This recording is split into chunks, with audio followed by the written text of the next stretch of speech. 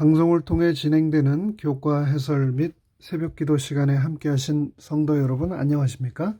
지난 밤도 평안하셨는지요? 저는 퀸즈교회를 섬기는 문인정이라고 합니다. 2022년이 시작된 것이 엊그저께 같은데 벌써 이번 주에 저희는 올해의 마지막인 12월을 맞이하게 됩니다. 달력만 마지막 한 장이 남게 된 것이 아니라 계절도 이제는 완연한 겨울에 접어들었습니다. 건강에 유의하셔서 활력 넘치고 또 감사와 은혜 또한 충만한 오늘 하루 되시기를 간절히 바랍니다. 교과 해설을 시작하기에 앞서 잠시 머리 숙여 기도하겠습니다.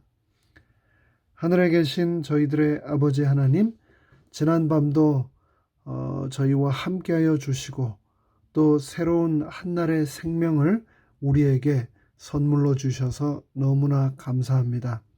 우리에게 주어진 이 시간을 감사할 뿐 아니라 순간순간을 성령님과 동행하면서 오늘도 값지고 보람되게 살아가게 하시고 또 오늘 하루의 삶을 통하여 예수 그리스도를 더욱 열심히 닮아가는 우리 모두가 되도록 축복하여 주시옵소서.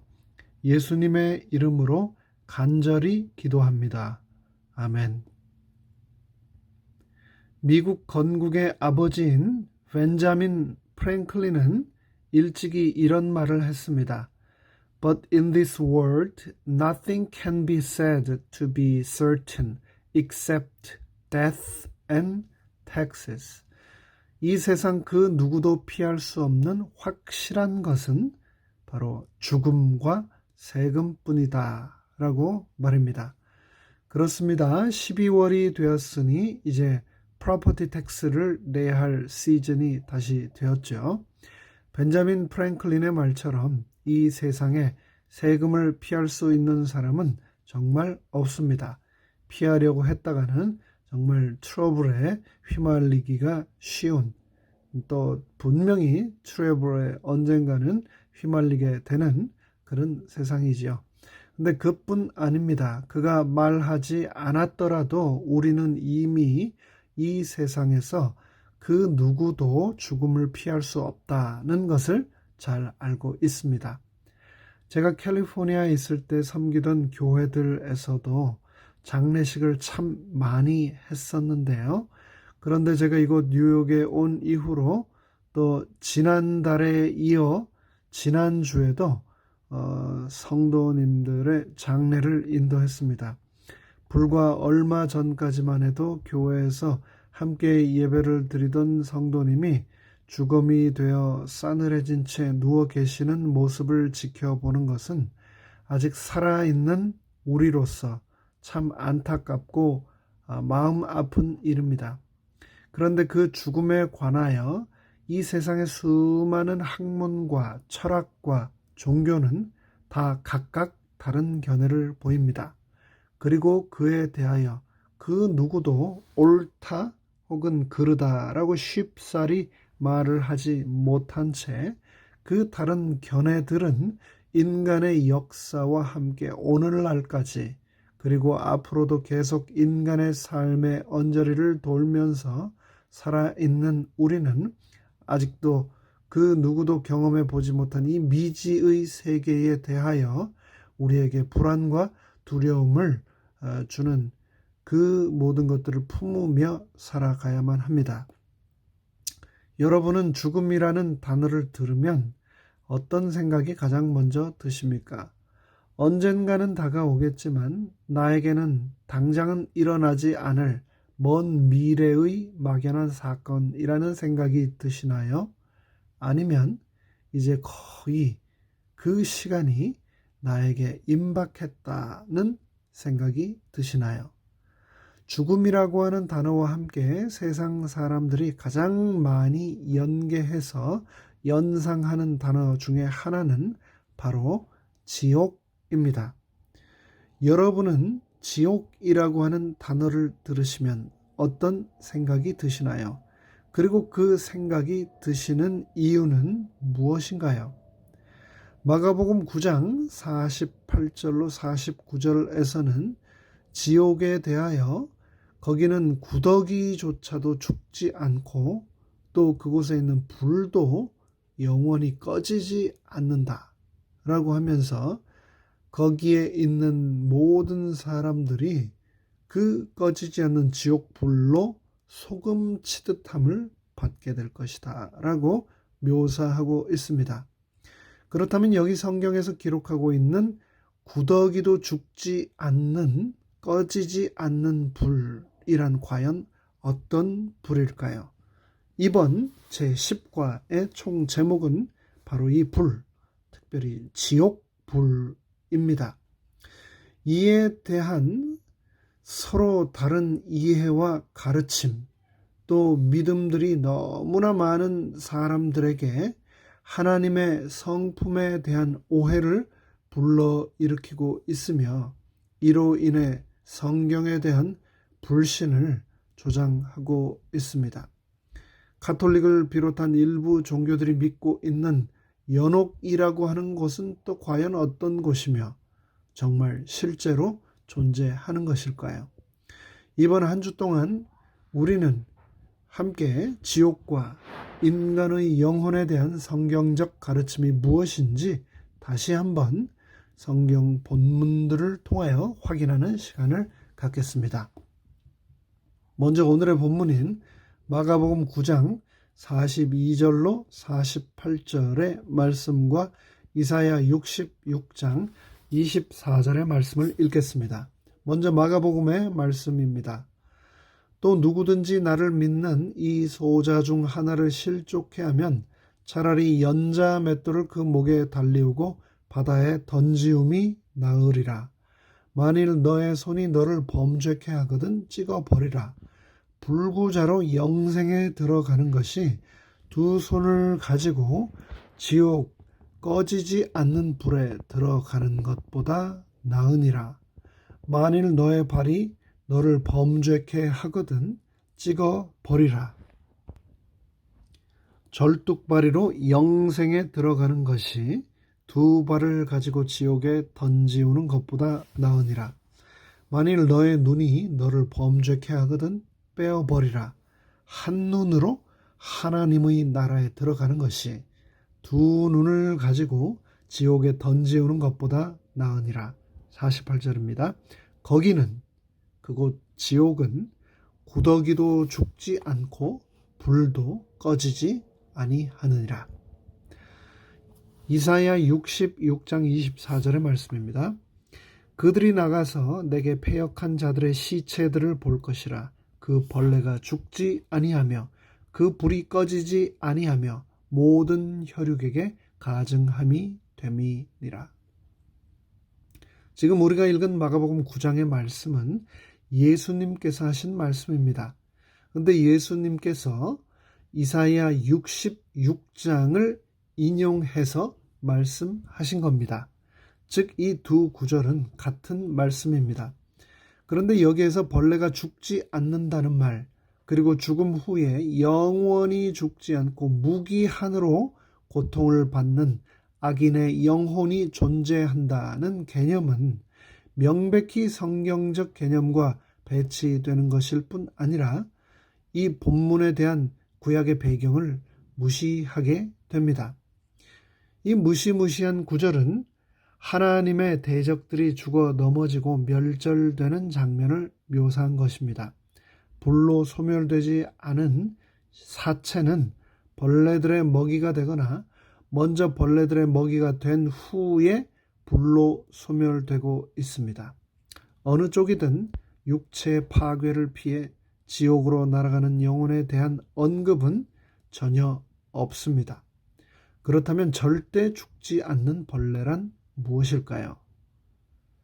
저는 가급적 매일 아침 목표를 두고 있는 시간만큼은 늘 걸으려고 노력하고 있습니다. 비가 오든 바람이 불든 때로는 눈이 오더라도 매일 정해놓은 시간만큼은 걸으면서 개인적인 기도도 하고 제 생각도 정리하고 또 설교 말씀도 준비하는 시간을 갖는데 제 하루 일과 중 가장 소중하고 저에게 특별한 시간입니다. 그런데 걷다 보면은 도로에 운행되는 차들에 의해서 소위 로드킬이라고 하지요. 차에 치여 죽은 동물들의 사체가 도로에 있는 경우가 아주 자주 있습니다.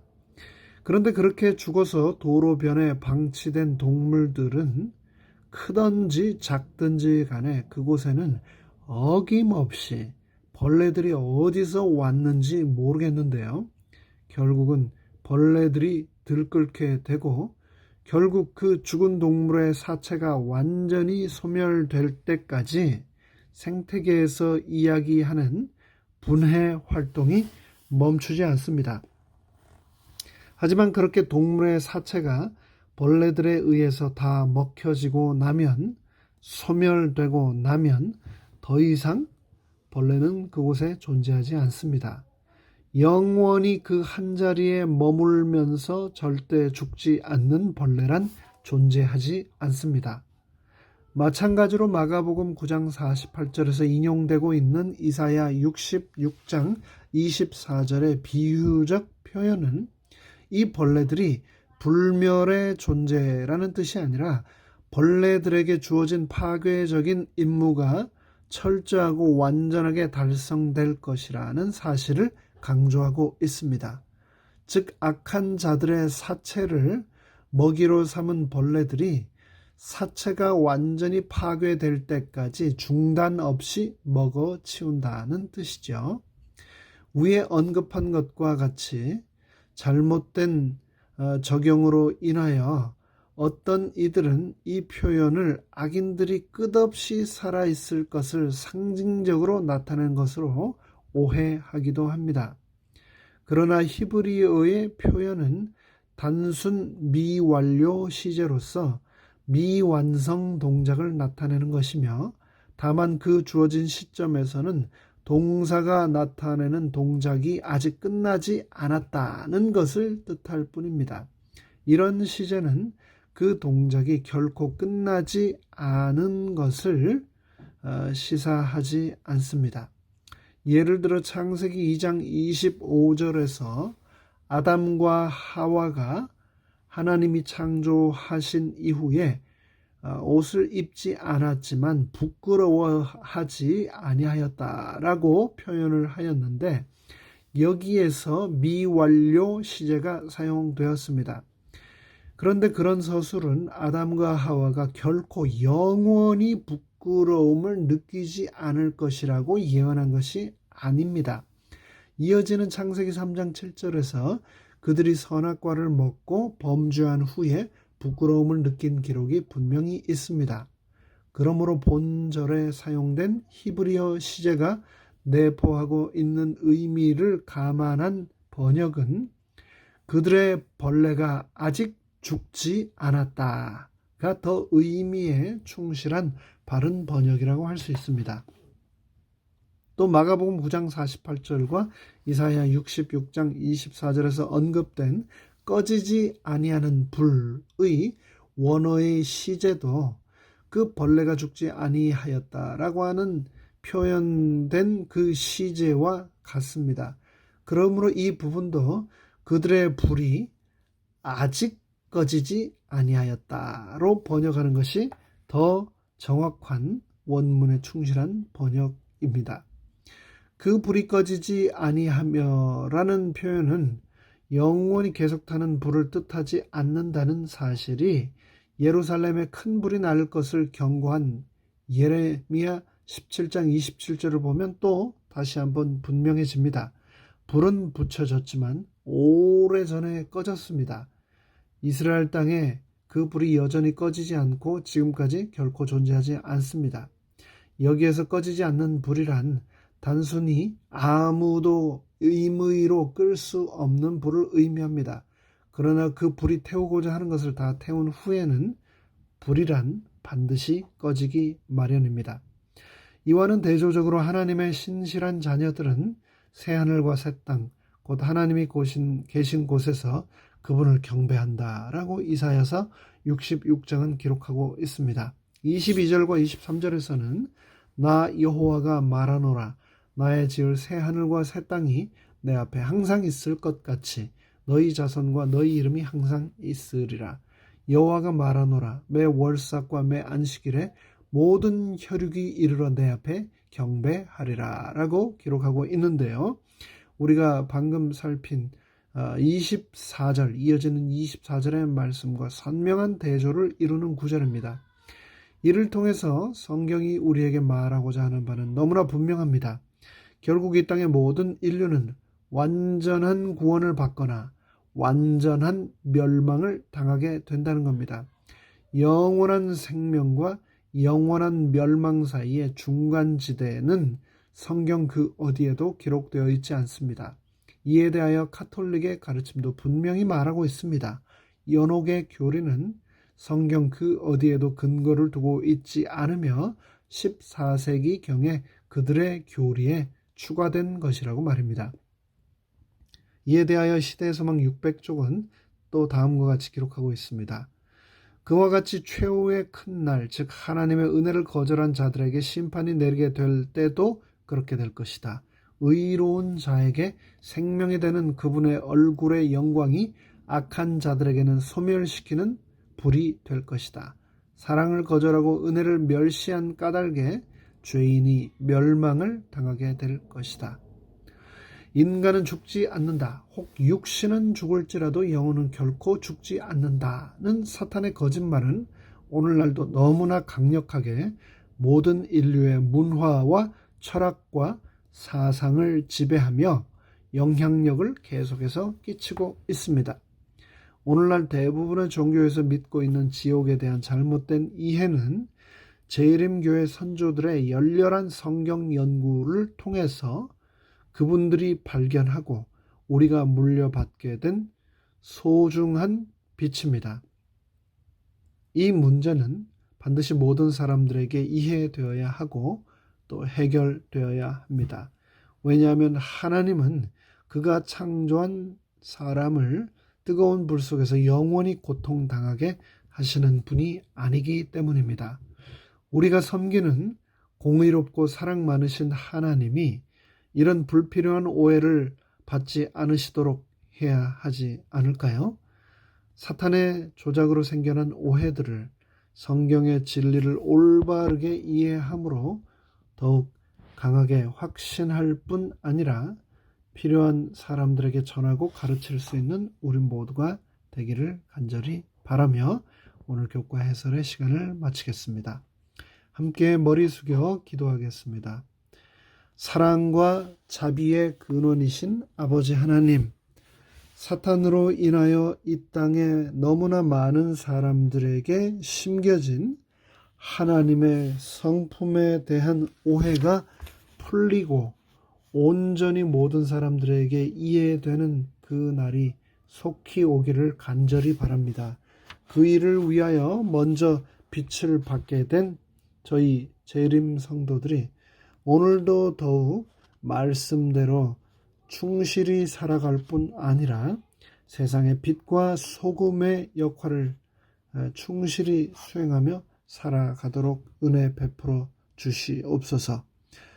우리의 생명 되시며 사랑의 근원 되시는 예수님의 이름으로 간절히 기도합니다. 아멘.